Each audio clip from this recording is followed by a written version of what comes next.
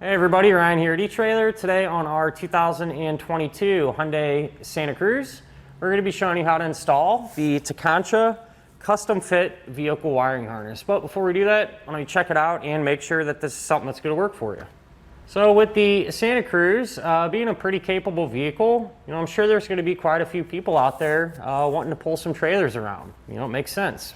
But when you're pulling a trailer, you're going to want the lights to work on it. That way people around you know what's going on and you'll be safe and legal. And that's where a wiring kit like this is going to come into play. All right, so it is the 4-way flat type connector.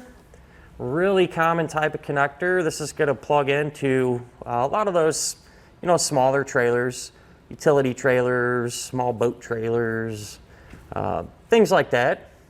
And it's going to provide us with our turn signals, our running lights, and our brake lights. So we'll have all of our bases covered there. And these are also going to work with a lot of light up accessories. So nowadays I'm seeing quite a bit of like cargo carriers that have lights on them. And a lot of those share the same type of connector. So if that's what you're looking to do as well, this will power up those too.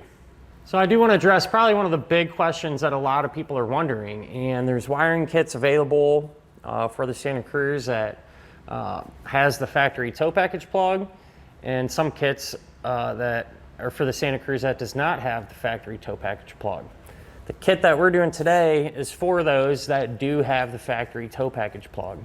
And just because you don't have a hitch on the back of your Santa Cruz doesn't mean that you don't have the factory tow package plug. Matter of fact, on just about every single Hyundai SUV that I've worked on, 99.9% of the time, I don't think I've come across one yet that does not have that plug.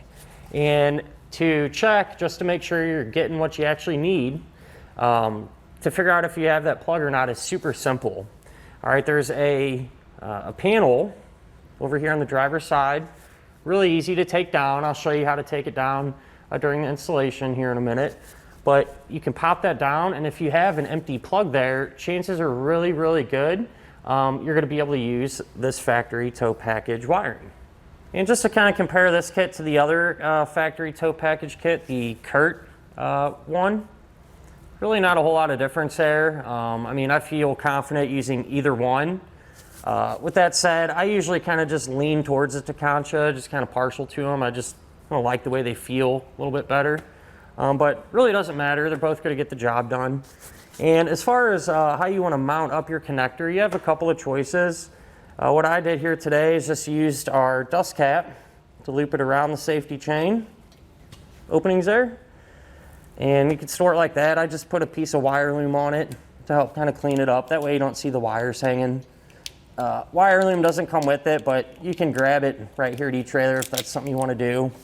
And you can also get brackets.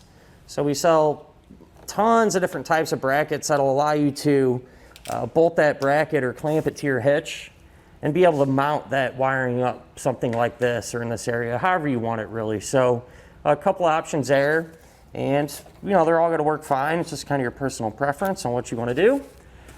But other than that, at the end of the day, really simple kit, really simple installation. Essentially, take the panel down, plug it in, and zip tie it up. So really shouldn't give you too many issues. But speaking of that, why don't we go ahead and hook it up together now.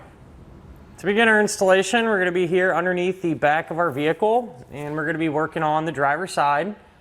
And first things first, we're going to have this underbody panel, and we need to remove it.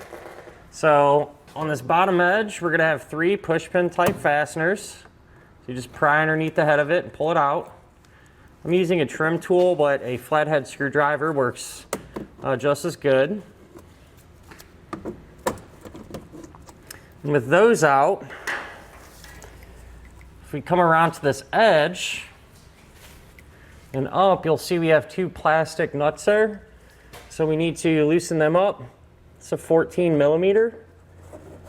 And loosen them up, and a lot of times, well, this one looks like it's coming off, so a lot of times though you'll have to kind of put some downward pressure on the panel while you're loosening this to get it free. So that one felt like it broke free. We'll do the same thing with this one here.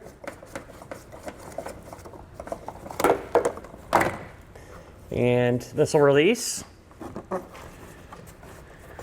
And actually it looks like our connector plug is stuck to it here. So I'll just kind of pull that off. Get our panel out of the way. And then there's going to be a dummy plug, which is this here. It's just a cap, a protective cap. So we're going to remove that, push down on the clip there, and unplug it. So now we can grab our harness, and one end of it is going to match up with this end. And literally all we need to do is plug that in.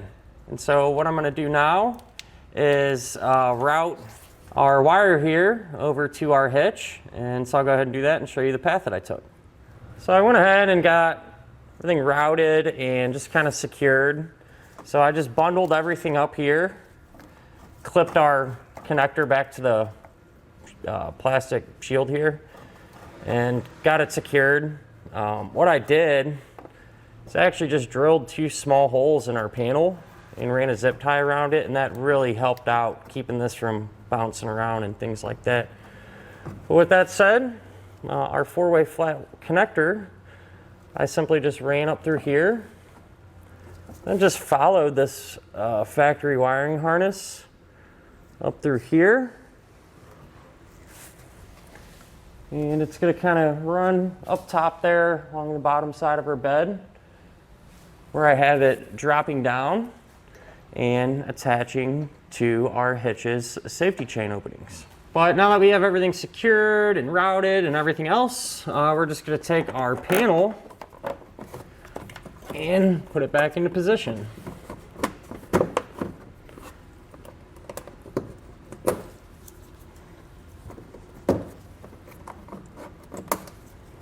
So with everything wrapped up, it is a good idea to test our wiring to make sure that it's working properly.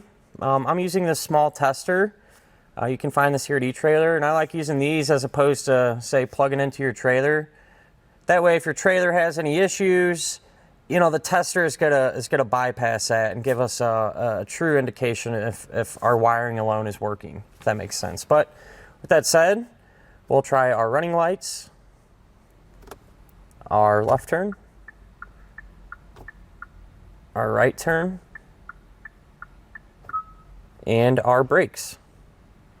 And that'll finish up our look at and our installation of the Tekonsha custom fit vehicle wiring harness on our 2022 Hyundai Santa Cruz.